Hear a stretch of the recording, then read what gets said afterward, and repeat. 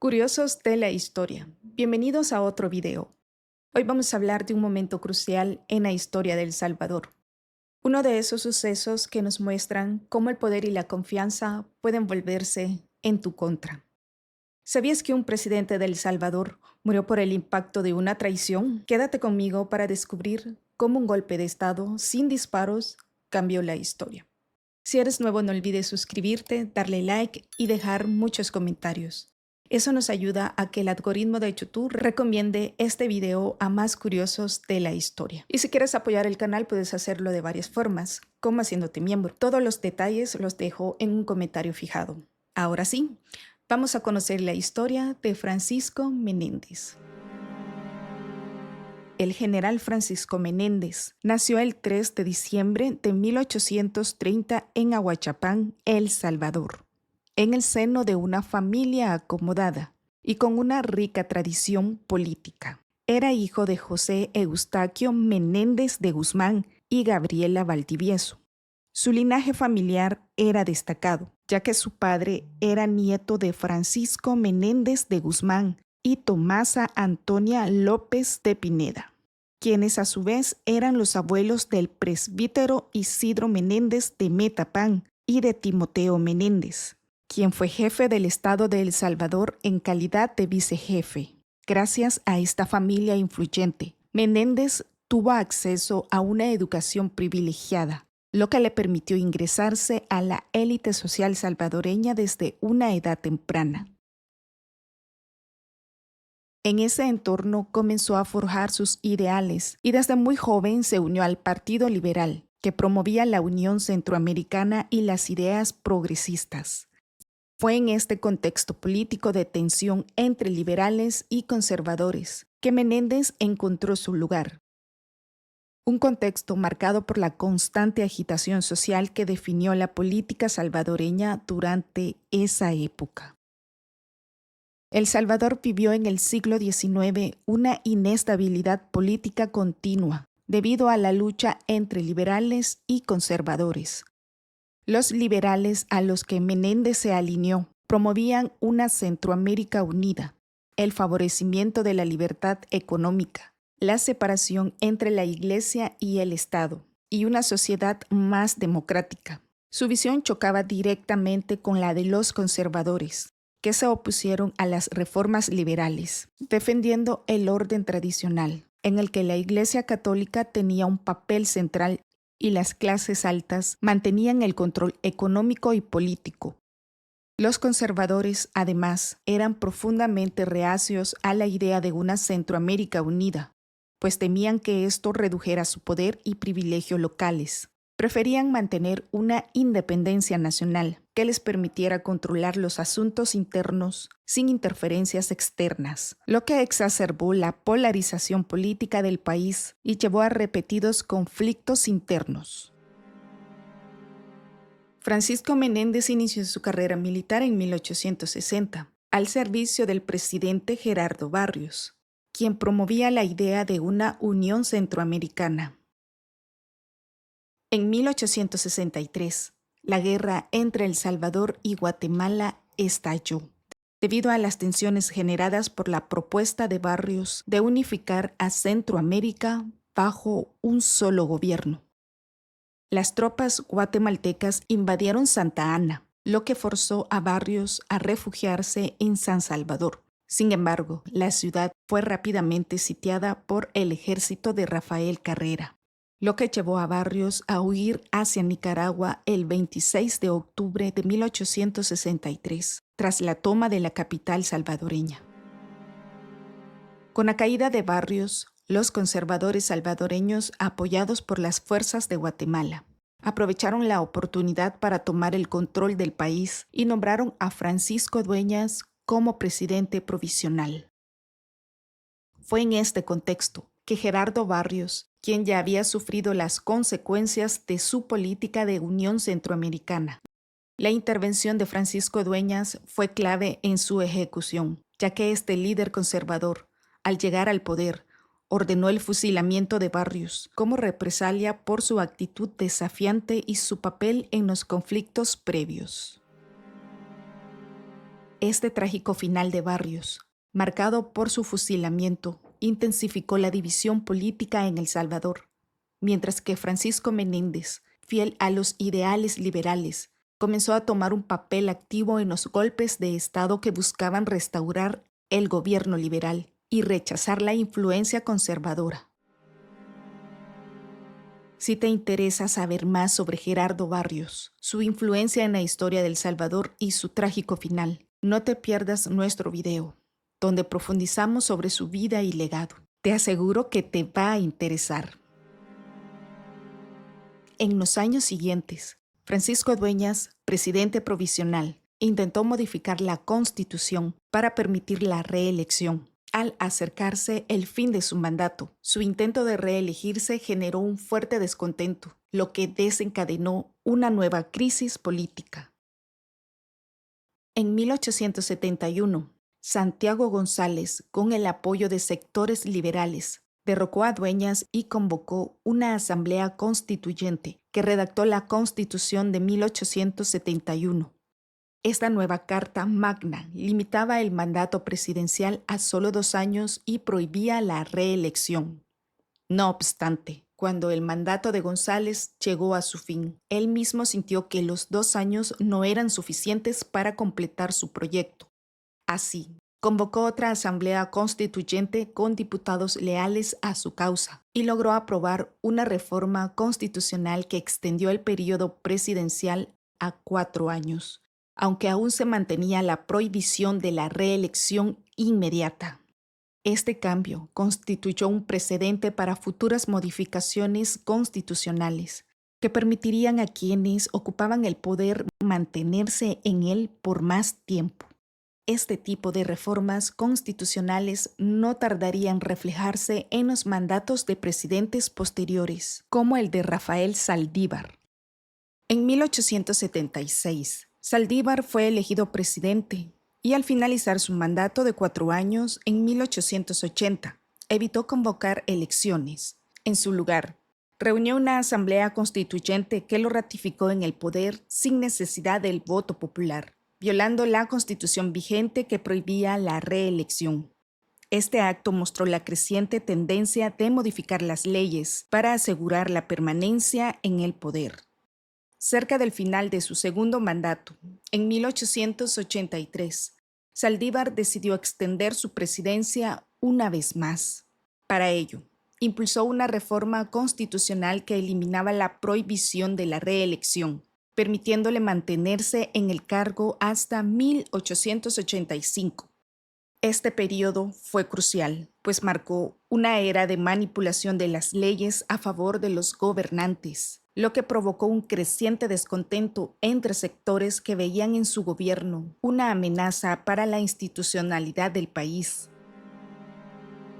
Al final de su mandato, Saldívar no entregó el poder a un sucesor elegido por las urnas. En su lugar delegó el poder a Fernando Figueroa, quien asumió la presidencia provisionalmente. Sin embargo, las tensiones políticas persistieron y Figueroa, al ver la inestabilidad del momento, decidió ceder el poder a José Rosales.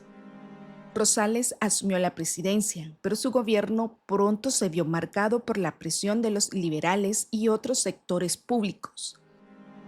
En 1885, después de un periodo corto, Rosales cedió el poder a Francisco Menéndez, quien asumió la presidencia con la intención de restaurar el orden y las reformas que los liberales buscaban.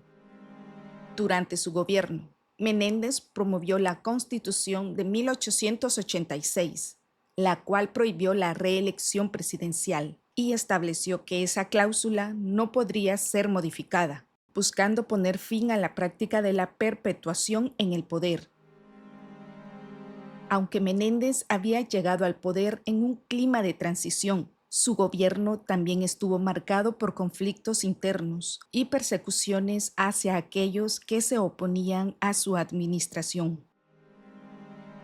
A pesar de su rol como restaurador de la estabilidad política, Menéndez fue duramente criticado por varios sectores, especialmente por aquellos que no compartían su visión autoritaria del poder.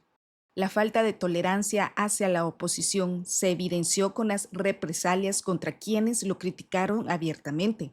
Un ejemplo claro fue el trato hacia el médico y periodista Francisco Funes, quien se atrevió a criticar a Menéndez en su periodo. En respuesta, Menéndez ordenó que Funes fuera capturado y se le diera de alta como soldado en el cuartel de Santa Ana. Posteriormente, lo trasladaron al cuartel de Sonsonate, donde en un gesto de desafío y burla, la directiva del casino de Sonsonate lo hizo socio. Otro caso significativo de persecución fue el del poeta Solís, quien también se atrevió a desafiar a Menéndez con sus versos.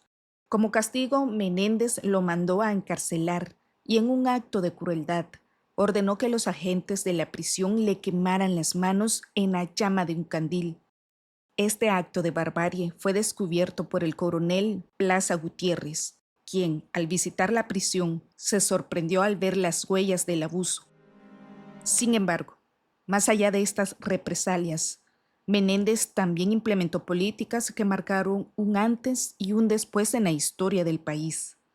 Durante su gobierno, promovió el desarrollo económico y fortaleció la industria del café, que se convirtió en uno de los pilares de la economía salvadoreña. Menéndez suprimió el impuesto de exportación al café, promovió la creación del Banco Particular de El Salvador y la concesión a la Compañía Británica para la construcción de los ramales que unían las zonas cafetaleras al ferrocarril de Acajutla. En 1885, estas medidas ayudaron a la expansión de la producción y exportación de café, favoreciendo principalmente a las élites terratenientes. Durante el gobierno de Francisco Menéndez, en 1887, se implementó la primera reforma educativa en El Salvador, lo cual marcó el comienzo de un cambio importante en el sistema de educación del país. Dentro de esta reforma, en 1888, se fundó la Escuela Politécnica de El Salvador, que estuvo ubicada en la Casa de los Ministerios.